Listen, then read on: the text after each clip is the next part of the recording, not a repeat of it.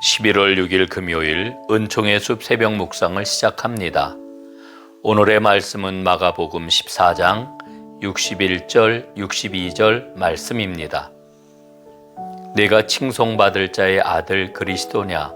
예수께서 이르시되 내가 그니라. 인자가 권능자의 우편에 앉은 것과 하늘 구름을 타고 오는 것을 너희가 보리라 하시니. 공회에서 예수님은 누구이십니까? 예수님의 공생애 내내 따라다녔던 질문입니다. 예수님께서는 자기가 누구인지를 물으신 적이 있습니다.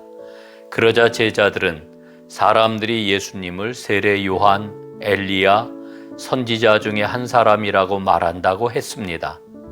예수님은 그럼 너희는 나를 누구라고 하느냐고 물으시지요. 베드로가 대답합니다. 주는 그리스도입니다. 공회에 체포되신 예수님을 신문하는 대제사장 가야바가 문제 삼는 것도 예수가 누구냐는 것입니다. 예수님은 가야바 앞에서 제일 먼저 거짓 선지자 노릇했다는 혐의를 받습니다. 예수의 눈을 가리고 누가 때렸는지 모른다며 형편없는 거짓 선지자라는 딱지를 붙입니다. 그런데 예수님은 베드로가 3번 부인할 것을 이미 알고 계셨습니다. 그리고 그 사실을 말씀하시면서 깨어 있으라고 하셨지요. 베드로는 예수님이 예언하신 그대로 예수님을 3번씩이나 부인합니다. 마가는 그것으로 그날 밤 예수님이 참 예언자 되심이 입증되었다고 말합니다. 과연 예수님의 예언대로 베드로는 예수님을 부인했습니다. 예수님은 철저하게 홀로이셨습니다. 한 제자에게 배신당하셨습니다. 10사람에게 버림받았습니다. 그리고 가장 가까운 친구에게 공개적으로 거절당하셨습니다. 예수님은 무방비 상태로 공회에 홀로 서셨습니다. 이제부터 예수님이 하시려는 일은 홀로 해야만 하는 일이기 때문입니다. 홀로 대제사장 앞에 서신 예수님에게 달려있는 일은 무엇입니까? 공회가 예수님에게 제일 먼저 거짓 예언자라는 혐의를 씌웠다는 것은 앞에서 살펴보았습니다. 예수님이 그동안 해오신 일은 놀라운 일이지만 참 예언자인지 사기꾼인지는 여전히 불분명하다는 것입니다.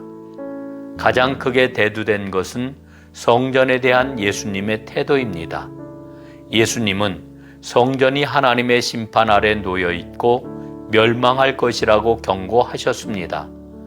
거짓 증인들은 성전에 대한 예수님의 경고를 자기들이 이해한 대로 두서없이 표현하고 있습니다. 대제사장과 공회원들은 신문 과정에서 예수님의 그간의 행적과 말씀이 왕권을 주장하는 것임을 잘 알았습니다. 마음속 생각이 그런 것은 누구도 문제 삼을 수 없습니다. 하지만 그 말이 입에서 나왔을 때, 그리고 로마 총독이 그 말을 듣는다면 결과는 완전히 달라질 것이었습니다. 그래서 대제사장은 묻습니다. 당신이 메시아인가?